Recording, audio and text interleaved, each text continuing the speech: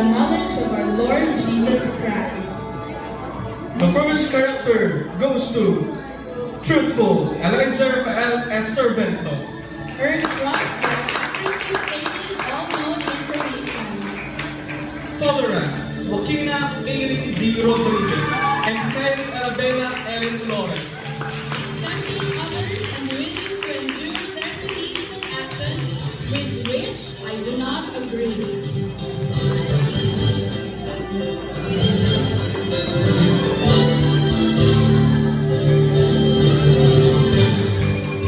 Thorough goes to Moses Johan E. Manay. Knowing what will reduce the effectiveness of my work if neglected, but doing all that should be done to complete it. Submissive, Alicia Eliana B. Buero. An inward attitude of yielding to the authority of another. Steadfast, Kyle Andre L. Flores.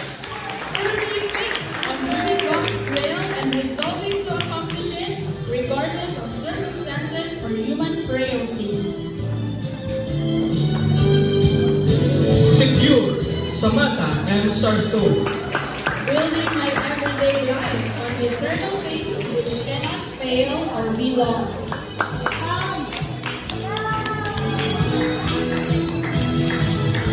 Respectful, Kevin James B. Ramos. A feeling of deep respect and honor mixed with wonder, awe, and love for the person that God is using in my life to produce the character of Christ in me. Purposeful, Jacob Carl R. Kilingin. Resolving to accomplish a long-range goal and allowing this goal to determine my daily progress. Punctual, Kishin O. Ibarra. Showing respect for God's timing as well as other people's time by being on time or quick to act when a request is made. Persuasive, Sabina Miguel Ignacio. Motivating and directing others to see issues from God's point of view. Perseverance, Rafaeli R. Manuel. Cassidy K. C. Quintana. And Cyrus J. P. Oliman. Withstanding stress, the attacks of time and circumstance Yo, to Cassie. accomplish God's best.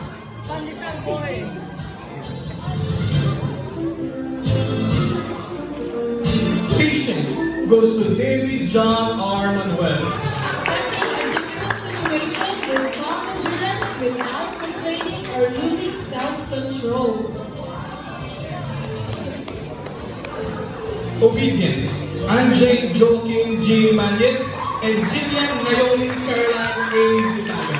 Submitting complete control of my life to Jesus Christ so He controls all my words, actions, and deeds. Me, Micah C. Escalte. Giving everything to God, including the results and thought for self.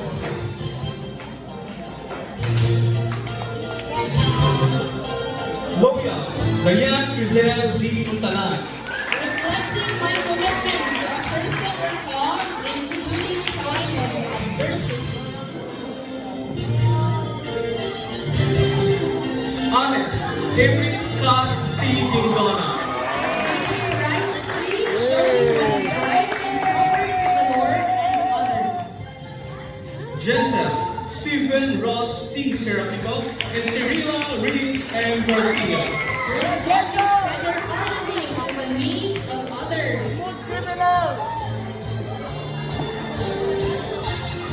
Generous, Marina Ayla G. Balacho. Using all I have to glorify God because it all belongs to Him.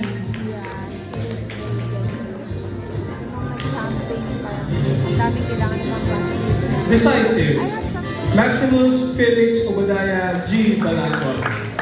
Making all decisions based on the perfect will of God.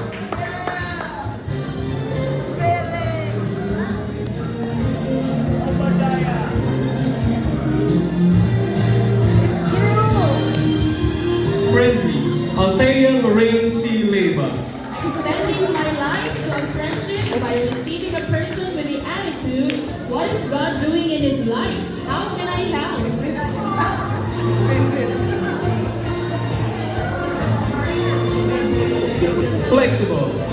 Rhea J.T. Alves. Surrendering or yielding actions to God, not to earthly things that can be changed by others. Ephesians. Ivy Giselle T. Laustristica. Accomplishing the greatest productivity by preparing myself and my environment.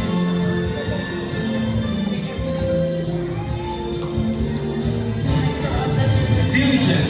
Maria Francesca Atika and Camille and Marcus Phil A. Ann. See the as a special assignment from the Lord and doing everything to complete it. Determined. Zachary Drake C. Gingona and Ethan Mikhail S. Servento. Purposing to accomplish God's best regardless of the opposition. Dependable. Prince Jerick S. Alzate. Being worthy of trust by doing what I said I would do, even if it means self-denial. Creative. Alora Michelle F. You're not Pineda. getting a picture. Meeting a need or task with a different point of view. Cooperative. Cyrus Luis T. Serrano. Working and running in unity with God and the saints. Content. Dane Marcus L. Sabi, Fiat R. Calvin, and Rafael Gueden. Understanding and accepting that God has provided everything I need for adjusting the circumstances around me. Consistent. Christabel J. R. Manuel. Not wavering from God's principles and His holy word. Compassionate. Ayan Khalid C. Santiago. Giving whatever is necessary Go, to Ayan. meet another's needs without expecting anything in return. Committed. Luis Aileen L. Flores. Giving the control of my life fully to the Lord.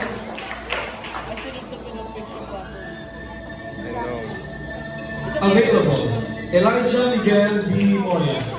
Scheduling my priorities to fit the desires of God and others.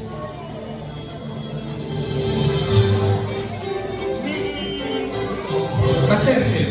Maxine Isabel E. Manay and Juliana Margaret L. Loria.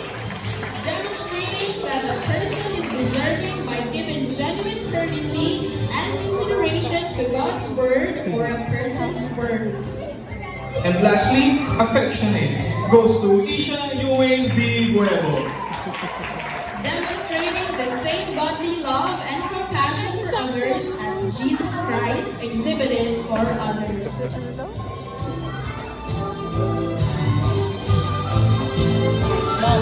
I went down already because May I request Mr. Edward John Malaki here on the stage.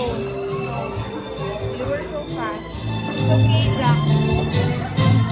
Now, let's recognize the students who won and participated in the recent National Student Convention in Davao.